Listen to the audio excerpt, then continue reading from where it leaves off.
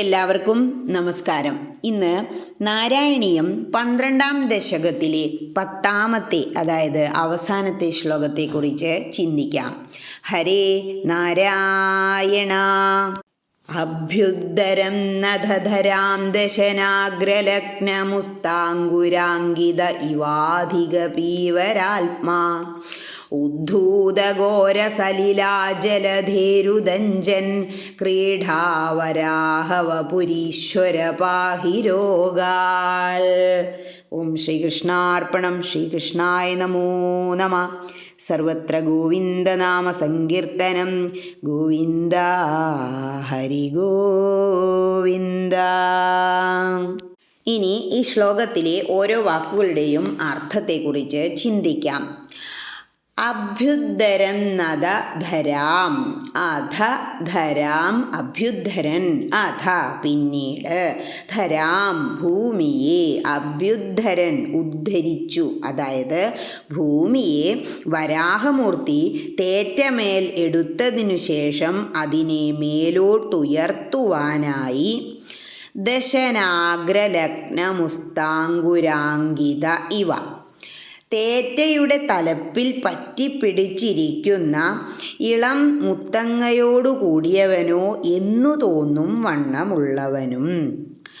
അതായത് വരാഹമൂർത്തിയുടെ തേറ്റയുടെ തലപ്പത്ത് ഒരു മുത്തങ്ങ ഇങ്ങനെ ഇരുന്നാൽ എത്രയുണ്ടാവുള്ളൂ, അതുപോലെ ഭൂമിയെ വെച്ചു എന്നാ പറയണേ. അധിക പീവരാത്മാ, ഏറ്റവും തടിച്ച ദേഹത്തോടു കൂടിയവനായി. വരാഹമൂർത്തി അങ്ങോട്ട് വലുതായി എന്ന് പറഞ്ഞില്ലേ, അതുകൊണ്ടാണ് ഇങ്ങനെ പറയുന്നത്. ഉദ്ധൂത ഘോരസലിലാൽ, ഇളക്കപ്പെട്ട ഭയങ്കര ജലത്തോടു കൂടിയ. ജലധേ ഉദഞ്ചൻ, സമുദ്രത്തിൽ നിന്ന് പൊങ്ങി വരുന്ന. ക്രീഡാ വരാഹവപുരീശ്വര, അല്ലയോ ക്രീഡാവരാഹമൂർത്തിയായ ഭഗവാനെ, പാഹി രോഗാൽ, രോഗങ്ങളിൽ നിന്ന് എന്നെ രക്ഷിക്കണമേ. ഇനി ഈ അർത്ഥങ്ങളെല്ലാം മനസ്സിൽ വച്ചുകൊണ്ട് ആ ശ്ലോകം ഒന്നുകൂടി ചൊല്ലി നോക്കണം. എന്താ പറയണേ? ദംഷ്ടാഗ്രങ്ങളിൽ മുത്തങ്ങ എന്ന പോലെ ഭൂമിയെ വഹിച്ച അങ്ങ് അതിയായി സ്ഥൂലിച്ച ശരീരത്തോടുകൂടി, അതായത് വലിയ ശരീരത്തോടുകൂടി അനന്തവും ഭയങ്കരവുമായ സമുദ്രത്തെ ആകെ ഇളക്കി മറിച്ചുകൊണ്ട് മെല്ലെ ഉയർന്നു വന്നു. വെറും കേളി വിനോദത്തിനായി വരാഹരൂപമെടുത്ത ഈശ്വര, എന്നെ രോഗപീഠകളിൽ നിന്ന് രക്ഷിക്കണമേ. ഇവിടെ രോഗജന്യമായ ശോകസമുദ്രത്തിൽ ആണ്ടുമുങ്ങിയ എൻ്റെ ഹൃദയത്തെ ശ്രീ ഗുരുവായൂരപ്പ സമുദ്ധരിക്കണമേ എന്ന ഒരു വ്യംഗ്യാർത്ഥം കൂടി ഉണ്ട്. അതായത് പൊതുവേ നമ്മൾ മനുഷ്യന്മാർ നമുക്ക് എന്തെങ്കിലും അസുഖങ്ങളോ പ്രശ്നങ്ങളോ ഒക്കെ വന്നു കഴിഞ്ഞാൽ ആകെ കൂടെ ഒരു വല്ലാത്തൊരവസ്ഥയിലാവും നമ്മൾ. അതാണ് ഇവിടെ ശോകസമുദ്രത്തിലാണ്ട് മുങ്ങിയ എന്ന് പറയുന്നത്.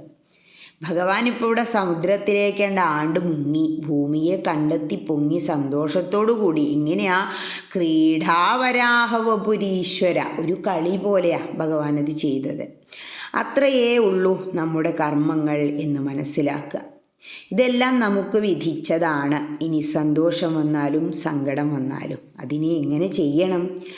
മുങ്ങി ആണ്ട് ആ അസുഖത്തിലാണെങ്കിലും വേദനയിലാണെങ്കിലും മുങ്ങിത്താണ് വരാഹരൂപിയെ പോലെ എങ്ങനെയാണോ ഭഗവാൻ ഇത്ര വലിയ ഭൂമിയെ തേറ്റയ്ക്കു മുകളിൽ ഒരു മുത്തങ്ങയെ പോലെ പൊക്കിക്കൊണ്ടുവന്നത്, അങ്ങനെ ദുഃഖങ്ങളിലും അസുഖങ്ങളിലും മുങ്ങിത്താഴുന്ന നമ്മൾ വളരെ ലളിതമായി ഭഗവാന്റെ നാമജപം കൊണ്ട് പൊങ്ങി ഉയർന്നു വരണം എന്നാണ് ഈ ശ്ലോകത്തിലൂടെ അർത്ഥമാക്കുന്നത്.